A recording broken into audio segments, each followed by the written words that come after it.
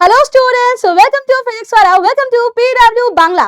তো দিন গুনতে গুনতে চলে এসছে এমন একটা দিন যেটা পরীক্ষার আগের দিন, এবং এই সময়টা ভীষণ ভীষণ ভীষণ ইম্পর্টেন্ট প্রত্যেকটা স্টুডেন্টের জন্য।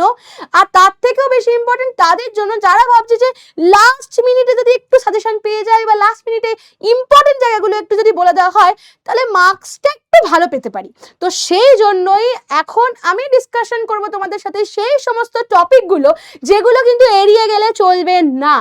লাস্ট মোমেন্টে এই টপিকগুলোকে ভালো করে একবার ঝালিয়ে নিলে একদম টেনশনলেস। তো খুব ভালো করে যে টপিকগুলোকে একবার করে তোমাদের মাথায় রিভাইজ করে নেওয়ার প্রয়োজন আছে সেই জায়গাগুলোকে এখন আমি ডিসকাশন করব তোমাদের সাথে।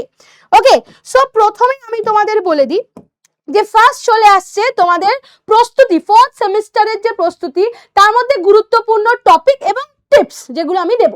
তো আমরা ফার্স্ট যে ইউনিটটায় চলে আসবে, that is the unit number 3, যেখানে আমরা পাই কি কি না, সেখানে আছে মানব কল্যাণে জীববিদ্যা অর্থাৎ বায়োলজি ইন হিউম্যান ওয়েলফেয়ার। এই যে টপিকটা, এই যে পুরো ইউনিটটা, এখানে আমরা কি কি চ্যাপ্টার পাচ্ছি? প্রথমত স্বাস্থ্য ও রোগ, এই চ্যাপ্টারটা আছে খাদ্য উৎপাদনে উন্নতি সাধন, সেখানে জাস্ট বটানি পার্টটা আছে, এবং তার সাথে মানব কল্যাণে অণুজীব, অর্থাৎ 3টে চ্যাপ্টার এই ইউনিটটার আন্ডারে আছে। এবং এই ইউনিট থেকে যে প্রশ্নগুলো আসতে পারে, যে টপিকগুলো আসতে পারে, তো এটা হচ্ছে ওভারঅল আইডিয়া যে কি কি আছে। তো আমি চ্যাপ্টার ওয়াইজও তোমাদের বলে দেবো কোন টপিকগুলোকে ভালো করে দেখতে হবে। তো স্বাস্থ্য ও রোগের মধ্যে আমরা অনাক্রম্যতা রোগ, ম্যালেরিয়া, অন্যান্য রোগ, cancer, AIDS, drug and alcohol পড়েছি আমরা। এখানে প্লান্ট টিস্যু কালচার পড়েছি, ইন কেস অফ খাদ্য উৎপাদনে উন্নতি সাধন। আর মানব কল্যাণে অণুজীবে sewage treatment, biogas, bio fertiliser, এগুলো তোমরা পড়েছো। এবার আমি চলে যাবো ডিরেক্টলি যে টপিকগুলোতে তোমাদের ফোকাস করতে হবে। প্রথমেই চলে আসি হিউম্যান হেলথ অ্যান্ড ডিজিজ, অর্থাৎ মানব স্বাস্থ্য এবং রোগ। তো এর ক্ষেত্রে যে টপিকগুলো ভীষণ ইম্পর্টেন্ট, একদম ফোকাস করতে হবে, সেইগুলোকে আমি তোমাদের একবার করে বলে দিই। প্রথমে আছে অনাক্রম্যতার যে টাইপগুলো, সহজাত, অর্জিত, সক্রিয়, নিষ্ক্রিয়, ভেরি ভেরি ইম্পর্টেন্ট। এর এক্সাম্পল, এর ডিফারেন্স অবশ্যই পড়বে। কোষ ভিত্তিক, রসভিত্তিক অনাক্রম্যতা ভীষণ ভীষণ ইম্পর্টেন্ট। নেক্সট চলে আসে অ্যান্টিবডির গঠন। এটা তো আমি অনেকবারই বলেছি যে ইম্পর্টেন্ট ডায়াগ্রামের মধ্যে একটা ভীষণ ইম্পর্টেন্ট ডায়াগ্রাম হলো অ্যান্টিবডির গঠন। ভীষণ ভীষণ ইম্পর্টেন্ট ডায়াগ্রাম হচ্ছে অ্যান্টিবডির গঠন। নেক্সট চলে আসছি, যদি বড় রোগের ক্ষেত্রে হয় তাহলে filaria very very important. Filaria যেমন কি করে তার জীবন চক্রটা হচ্ছে, ঠিক আছে, ফাইলেরিয়ার ক্ষেত্রে কি কি সিমটমস দেখা যাচ্ছে, ইম্পর্টেন্ট। ম্যালেরিয়ার ক্ষেত্রেও যদি তোমরা জীবন চক্রটা দেখে দাও, অর্থাৎ মনুষ্য চক্র, এবং তার সাথে সাথে যদি আমরা মশকি চক্রটাও দেখি, এটাও কিন্তু আলাদা আলাদা কোয়েশ্চেন আসতে পারে। ভীষণ ইম্পর্টেন্ট একটা জায়গা হলো ক্যান্সার কোষের বৈশিষ্ট্য, বিনাইন অ্যান্ড ম্যালিগন্যান্ট টিউমারের ডিফারেন্স, মেটাস্ট্যাসিস কাকে বলে, ভীষণ ইম্পর্টেন্ট একটা কনসেপ্ট। এইচআইভির ক্ষেত্রে এইচআইভি ভাইরাসের ডায়াগ্রামটা লাস্ট ইয়ার এসে গেছে, তো সংক্রমণ পদ্ধতিটা দেখে নিতে পারো। নেক্সট চলে আসছে কি, এখানে ড্রাগ অ্যান্ড অ্যালকোহলে এর অপব্যবহার এবং ক্ষতিকর যে প্রভাব, অ্যালকোহলের ক্ষতিকর প্রভাব, এক্সেসিভ সিগারেট স্মোকিং এর যে ক্ষতিকারক প্রভাব, অ্যালকোহলের মধ্যে এক্সাম্পলস গুলো খুব ভালো করে পড়বে, কোনটা সিডেটিভ, কোনটা ট্রাঙ্কুলাইজার, ভেরি ভেরি ইম্পর্টেন্ট। এর সাথে এবছর যেটা নতুন অ্যাড অন হয়েছে, দ্যাট ইজ কোভিড-19, এটা ভালো করে পড়বে। এর সিমটমস গুলো, এর লক্ষণগুলো খুব ভালো করে পড়বে, লক্ষণগুলো খুব ভালো করে পড়তে হবে, এবং কি কি ট্রিটমেন্টের জন্য কি কি ভ্যাকসিন নেওয়া হয়েছে, বেসিক্যালি লক্ষণটাকে খুব ভালো করে পড়বে। এছাড়া এর টেস্ট যেগুলো আছে সেগুলোকে ভালো করে দেখতে হবে। এটা গেল প্রথম। নেক্সট চলে আসছি আমরা ইউনিট 3 এর আর একটা চ্যাপ্টার, খাদ্য উৎপাদনে উন্নতি সাধন, অর্থাৎ ইমপ্রুভমেন্ট ইন ফুড প্রোডাকশন। এর মধ্যে যে জায়গাগুলোকে ভালো করে দেখতে হবে, টোটিপোটেন্সি কাকে বলে, তার সংজ্ঞাটা খুব ভালো করে দেখবে। নেক্সট দেখবে মাইক্রো প্রোপাগেশনের যে স্টেপস গুলো, অর্থাৎ এখানে এক্সপ্লান্ট নির্বাচন, ক্যালাস কাকে বলছে, চারা গাছ গঠন, এই প্রসেসটা, এবং সোম্যাটিক হাইব্রিডাইজেশন তার একটা এক্সাম্পল খুব ভালো করে পড়বে, প্রোটোপ্লাস্ট ফিউশন কাকে বলে। নেক্সট ছোট ছোট ডেফিনেশনের ক্ষেত্রে অবশ্যই বায়োফর্টিফিকেশন, তার উদাহরণ দেখবে, সিঙ্গেল সেল প্রোটিন কাকে বলে, তার উদাহরণ। এই জায়গাটা কিন্তু খুব ভালো করে দেখে নিলে হয়ে যাবে। ওকে, নেক্সট চলে আসি মাইক্রোবস ইন হিউম্যান ওয়েলফেয়ার, যেটা খুব ইজি একটা চ্যাপ্টার। এখান থেকেও যদি বড় প্রশ্ন আসার চান্সেস রয়েছে, তো তার মধ্যে সব থেকে বড় জায়গা হলো বর্জ্য জল বিশোধন, অর্থাৎ সিওয়েজ ট্রিটমেন্ট। এর মধ্যে সিওয়েজ ট্রিটমেন্টের প্রাথমিক এবং গৌণ যে শোধন পদ্ধতিটা ভীষণ ইম্পর্টেন্ট, তার সাথে সাথে অ্যাক্টিভেটেড স্লাজ এবং ফ্লক্স কি, ভেরি ইম্পর্টেন্ট কনসেপ্ট। চলে আসছি এখানে, নেক্সট আছে কি সাইনোব্যাকটেরিয়া জৈব সার তৈরি করতে, অর্থাৎ বায়ো ফার্টিলাইজার কি করে তৈরি করা যায়।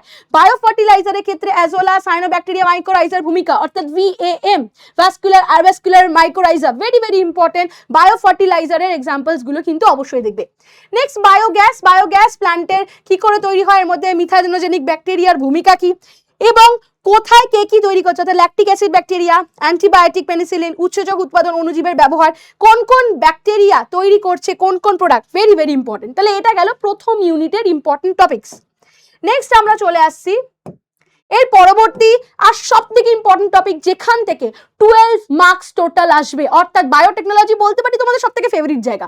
বায়োটেকনোলজি থেকে 12 মার্কস আসবে, ঠিক আছে। তো বায়োটেকনোলজির যে জায়গাটা সবথেকে বেশি ফোকাস করে পড়তে হবে, আমি আগেও বলেছি, আমি আবারও বলে দিচ্ছি, তার মধ্যে অবশ্যই রিকম্বিনেন্ট ডিএনএ টেকনোলজি, তার মধ্যে কাকে আণবিক কাঁচি কাকে আণবিক আঠা বলে, ডিএনএ লাইগেসের কাজ কি, এই জায়গাটা তো অবশ্যই ইম্পর্টেন্ট। ক্লোনিং ভেক্টরের মধ্যে PBR322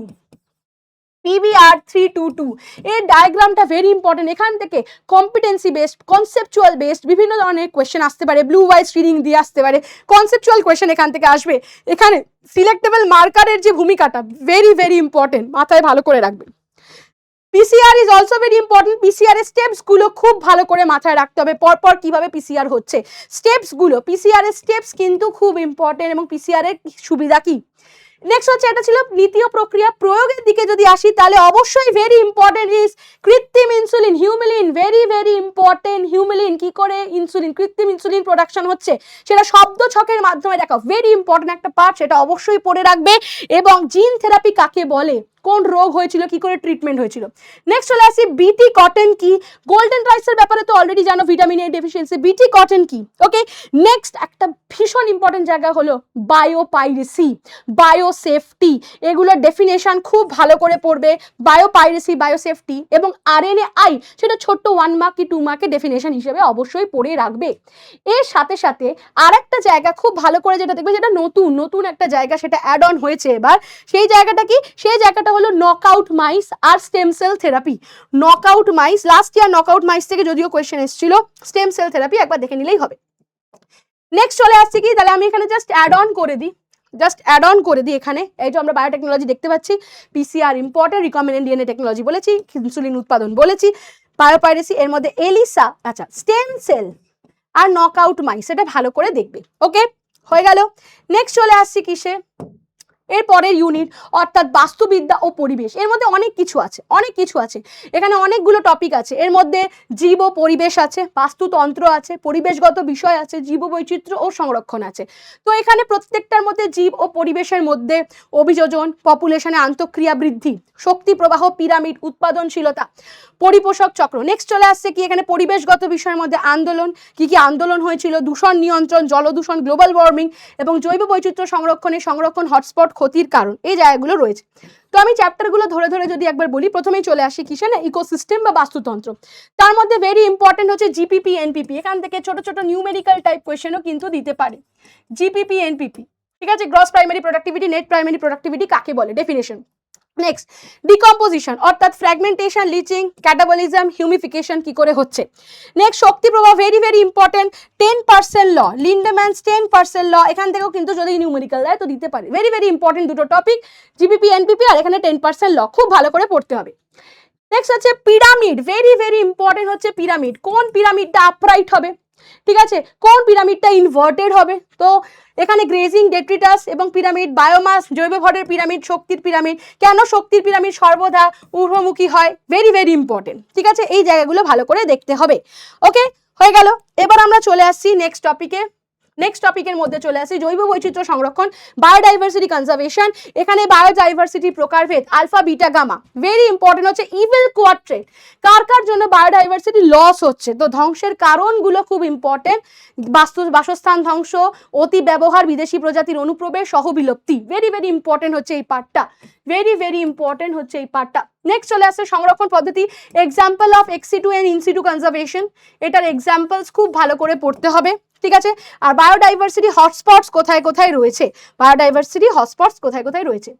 নেক্সট চলে আসছি পরিবেশগত বিষয় অর্থাৎ এনভায়রনমেন্টাল ইস্যু, এর মধ্যে বায়োম্যাগনিফিকেশন ভেরি ভেরি ইম্পর্টেন্ট, ডেফিনেশনটা খুব ইম্পর্টেন্ট। বিওডি বলতে আমরা কি বুঝি অ্যান্ড ইউট্রোফিকেশন কাকে বলে, ভেরি ইম্পর্টেন্ট। নেক্সট, এটা তো ছোটবেলা থেকে পড়ে এসছো যে গ্রিন হাউস এফেক্ট কি, কেন হচ্ছে, গ্লোবাল ওয়ার্মিং এর রিজন কি কি, ওজোন স্তর কেন এটার অবক্ষয় হচ্ছে, এবং very important is the Chipko movement ও জয়েন্ট ফরেস্ট ম্যানেজমেন্ট। এটা টিকা হিসেবে কিন্তু তোমরা দেখতে পারো, টিকা হিসেবে very very important Chipko movement, এবং এখানে JFM। ঠিক আছে, হয়ে গেল। এটা গেল হচ্ছে এনভায়রনমেন্টাল ইস্যুস। এনভায়রনমেন্টাল ইস্যুসের পরে যে টপিকটা আমরা দেখতে পাচ্ছি না, জীব ও পরিবেশ অর্থাৎ অর্গানিজমস অ্যান্ড পপুলেশন, এর মধ্যে অভিযোজন, কোথায় কি ধরনের অভিযোজন দেখা যাচ্ছে, very very important, halophyte, xerophyte, বিভিন্ন ধরনের অভিযোজন। পপুলেশন বৃদ্ধি অর্থাৎ এখানে যে গ্রাফটা আছে, যে গ্রাফ অর্থাৎ যে আকৃতি এস আকৃতির যে বৃদ্ধি লেখচিত্র আছে, মর্টালিটি ন্যাটালিটির কি রোল আছে, ঠিক আছে, ভেরি ভেরি ইম্পর্টেন্ট। নেক্সট হচ্ছে পপুলেশনে আন্তঃক্রিয়া, মিউচুয়ালিজম কাকে বলে, কমেন্সালিজম কাকে বলে, প্যারাসিটিজম, পরজীবিতা, প্রিডেশন, এর মধ্যে কমেন্সালিজম খুব ভালো করে পড়বে, প্রিডেশন খুব ভালো করে পড়বে, এই জায়গাগুলো মিউচুয়ালিজমের এক্সাম্পল দেখবে, এগুলো ভেরি ভেরি ইম্পর্টেন্ট টপিকসের মধ্যে পড়ছে। ওকে, তাহলে এই গেল তোমাদের জেনারেল আইডিয়া, কোন টপিকগুলোকে ভালো করে পড়বে আমি অলরেডি বলে দিলাম। এবার হচ্ছে পরীক্ষা দেওয়ার আগে কি করবে, নতুন কোনো জিনিস পড়বে না। প্রথম যে জিনিসটা মাথায় রাখতে হবে, নতুন কিছু না পড়া, পুরনো পড়া ঝালিয়ে নেওয়া এবং ফ্লো চার্টের ওপর জোর দেওয়া, কারণ তোমাদের এবার নাম্বার অফ পেজেসও কম, তো লিখতেও হবে টু দি পয়েন্ট, যত কম জায়গা লাগে টু দি পয়েন্ট, ইম্পর্টেন্ট জায়গাগুলোকে ফোকাস করে সেগুলোতে ফোকাস করে লিখবে। তো এখানে শেষ মুহূর্তে রিভিশন প্ল্যান একটা আমি দিয়েছি, যে লাস্ট মিনিটে কি করে রিভিশন করবে, ডায়াগ্রাম আর ফ্লো চার্ট প্র্যাকটিস করবে। যেমন বায়োটেকনোলজি থেকে vector PBR322, PCR, recombinant DNA কি করে তৈরি করা হচ্ছে, antibody structure, malarial life cycle, বাস্তুতন্ত্রের ক্ষেত্রে পিরামিডগুলো দেখবে, বায়োগ্যাস প্ল্যান্ট দেখবে, পার্থক্য দেখবে এক্সিটু ইনসিটু, অর্জিত অনাক্রমতার, টিউমারের পার্থক্য, ডেট্রিটাস আর গ্রেজিং খাদ্য শৃঙ্খল, এটা পড়বে। নেক্সট আছে কি, নেক্সট আছে এখানে DNA লাইব্রেরি আর cDNA library, very very important, DNA library আর cDNA লাইব্রেরি কি, ভেরি ভেরি ইম্পর্টেন্ট, এটার উপরে ফোকাস করবে, এটার মধ্যে পার্থক্যটা দেখবে। ঠিক আছে, এছাড়া ছোট প্রশ্নের উপর ফোকাস করবে। ওকে, লাস্ট অধ্যায় ভিত্তিক কুইক রিক্যাপের জন্য যখন তোমরা পড়ছো এই জায়গাগুলোকে একবার জাস্ট পড়ার পরে মার্ক করে নেবে, যে জিন থেরাপি ডান, GESC ডান, এলিসা ডান, ইন্টারফেরন মেটাস্ট্যাসিস ডান, এগুলো সব কমন কোয়েশ্চেন্স। মাইকোরাইজা জৈবসার, চিপকো মুভমেন্ট অ্যান্ড অমৃতা দেবী বিষ্ণু, এই প্রত্যেকটা পয়েন্ট যখনই পড়া হয়ে যাবে মার্ক করে নেবে। এবার হলো পরীক্ষার খাতা কি করে সাজাবে, এটা হচ্ছে সবথেকে ইম্পর্টেন্ট, কারণ এক্সামিনার জানে না তুমি কি পড়েছো, তোমার খাতাটাই হলো তোমার নলেজের প্রতিচ্ছবি। তো তোমার খাতাটাকে একদম সুন্দর করে রিপ্রেজেন্ট করবে, পয়েন্টে উত্তর লিখবে, বুলেট করে, প্যারাগ্রাফে উত্তর লিখবে না, পয়েন্টে লিখবে, ছবি আঁকবে, 3 to 5 মার্কসের কোয়েশ্চেনের ক্ষেত্রে অবশ্যই ডায়াগ্রাম দেবে, সংজ্ঞা যদি দেয় একটা কি দুটো উদাহরণ অবশ্যই সেখানে দিয়ে দেবে, বিজ্ঞানিক নাম যেটা আছে আলাদা আলাদা করে আন্ডারলাইন করে দেবে, যেভাবে সায়েন্টিফিক নেম লেখা হয়। ঠিক আছে, লাস্ট কথা যেটা সবসময় বলা, টেনশন করবে না, সঠিক তথ্য পরিষ্কার চিত্রের মাধ্যমে ভালো নাম্বার পাওয়া যায়। তো তোমাদের জন্য অনেক অনেক বেস্ট উইশেস রইল। তো তোমাদের this is the last exam of your school লাইফের লাস্ট পরীক্ষা, এবং আমি তোমাদের কি বলি, আমি তোমাদের গিনিপিগ বলি, তাই তো। তো আমার গিনিপিগদের যারা 4th সেমিস্টার দিতে যাচ্ছে তাদেরকে অনেক অনেক বেস্ট উইশেস, খুব ভালো করে পরীক্ষা দাও, শান্ত মাথায় পরীক্ষা দাও, টেনশন নিও না, বেশি টেনশন করলে কমন জিনিসও ভুলে যাবে, বাট টাইমে লিখতে পারবে না, তো এই জিনিসগুলোকে একদম সাইড করে দাও। ঠিক আছে, তো আমার গিনিপিগরা এতদিন ধরে ভালো করে পরীক্ষা দিয়ে এসছে, তারাই 1st সেমিস্টার, 2nd, 3rd এবং 4th সেমিস্টার দিচ্ছে, একদম স্কুল লাইফের লাস্টের পরীক্ষার দিকে তারা চলে এসছে। তো খুব ভালো করে পরীক্ষা দাও, তোমাদের অনেক অনেক অনেক আশীর্বাদ, অনেক ভালোবাসা, খুব ভালো পরীক্ষা হবে, টেনশন নেবে না, তোমাদের সব সময়কার মতন অল দ্য ভেরি বেস্ট, আর থ্যাংক ইউ।